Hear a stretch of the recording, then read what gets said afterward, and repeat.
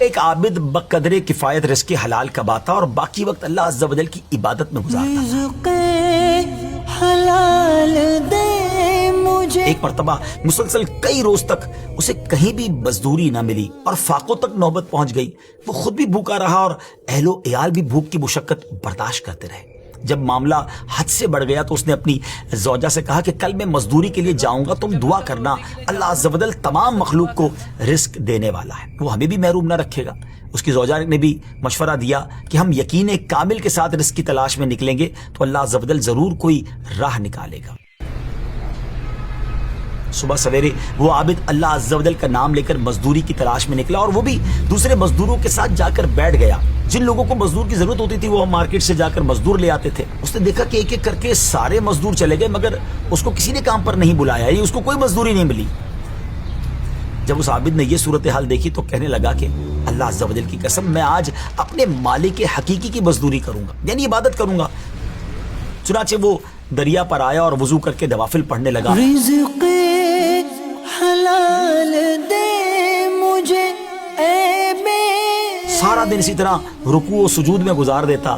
شام کو جب گھر پہنچا تو اس کی بیوی نے پوچھا کیا کسی کے ہاں تمہیں مزدوری ملی؟ اس نے جواب دیا ہاں میں نے تو آج بہت کریم مالک کے ہاں مزدوری کی ہے، اس نے وعدہ کیا ہے کہ وہ مجھے اس مزدوری کا بہت اچھا بدلہ دے گا. دوسری صبح دوبارہ یہ عابد مزدوری کی صف میں کھڑا ہو گیا. کسی نے اس کو مزدوری کے لیے طلب نہیں کیا، باقی لوگوں کو وہ لے جاتے گئے. پھر اکیلا رہ گیا. اب اس نے سوچا کہ پھر آج میں اللہ عز و جل کی عبادت کروں گا. پھر دریا کنارے جا کر عبادت کرنے لگا اور جب شام واپس گیا تو بیوی نے پوچھا کہ آج تمہارے مزدوری تمہیں ملی، کچھ پیسے لائے؟ تو کہتا نہیں میں نے آج بھی بڑے کریم کی مزدوری کی ہے مگر میرے مالک نے انشاءاللہ وعدہ کر رکھا ہے کہ مجھے اس مزدوری کا اچھا بدلہ دے گا، میری اجرت اس مالک کے پاس جمع ہو رہی ہے.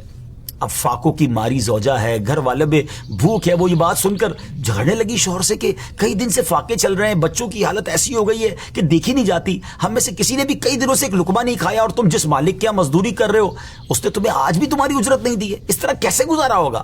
اس پر وہ عابد بہت پریشان ہوا اور ساری رات کروٹیں بدلتے اس نے گزاری. بچے بھوک کی وجہ سے بلبلا رہے تھے اور اس کی اپنی حالت بھی قابل رحم تھی. بالآخر صبح وہ پھر بازار گیا، مزدوروں کی صف میں کھڑا ہو گیا. آج پھر ویسا ہی ہوا کہ اس کو مزدوری نہیں ملی، کوئی بھی اپنے ساتھ نہیں لے گیا. وہ عابد پھر اپنے پاک پروردگار کی رحمت سے مایوس ہونے والا نہیں تھا. وہ پھر دریا کنارے پہنچا، وضو کر کے نوافل پڑھنے لگا. دل میں کہا کہ آج پھر گھر کیسے جاؤں گا، کیونکہ اگر آج بھی کچھ لے کر نہیں گیا تو گھر والے کیا جواب دیں گے. لیکن اب وہ جب گھر کی طرف جانے لگا اسی ٹینشن میں تھا کہ بات کیا کروں. لیکن جب دروازے کے قریب پہنچا تو اسے کھانے کی خوشبو آنے لگی. وہ حیران ہو گیا، لگتا ہے میں کسی اور کے گھر میں تو نہیں جا رہا ہوں، میرے گھر میں تو کچھ بھی نہیں ہے کھانا پکانے کے لیے. لیکن جب دروازہ کھٹکھٹایا تو گھر کے اندر خوشی کا سما تھا، گھر والے خوشی سے باتیں کر رہے تھے. اور جب اس نے کہا کہ یہ سب کچھ کیسے ہوا، گھر والوں نے بتایا کہ تمہارا مالک تو واقعی بڑا کریم ہے، اس کے کارندے آئے تھے، بڑی زبردست مزدوری دے کر گئے ہیں اور انہوں نے درہم و دینار بھی دیے ہیں، عمدہ کپڑے بھی دیے ہیں، آٹا اور گوشت وغیرہ بھی کافی مقدار میں دیا. اور کہا کہ جب تمہارا شوہر آ جائے تو اسے سلام کہنا اور کہنا کہ تیرے مالک نے تیرا عمل قبول کر لیا ہے، یہاں وہ تیرے اس عمل سے راضی ہے، یہ اس کا بدلہ ہے جو تو نے عمل کیا تھا. اگر تو زیادہ عمل کرتا تو تیرا اجر بھی بڑھا دیا جاتا. سبحان اللہ. دیکھا آپ نے، یہ تو دنیا میں اس مزدور کے عمل کا کچھ اجر تھا، رب عز و جل اس کا اصل بدلہ تو جنت میں عطا فرمائے گا نا. یقیناً اللہ عز و جل کسی کا عمل ضائع نہیں کرتا. اس واقعے سے ہمیں یہ بھی درس ملتا ہے کہ چاہے خوشحالی کے ایام ہو یا تنگ دستی کا عالم ہو، ہر حال میں شکر الہی بجا لانا چاہیے، اس کریم رب عز و جل پر کامل بھروسہ رکھنا چاہیے اور اس کی عبادت و ریاضت سے مشغول رہنا چاہیے. یقیناً جو لوگ اللہ عز و جل کی ذات پر بھروسہ کرتے ہیں اللہ عز و جل انہیں ایسا نوازتا ہے کہ ان کے وہم و گمان میں بھی نہیں ہوتا.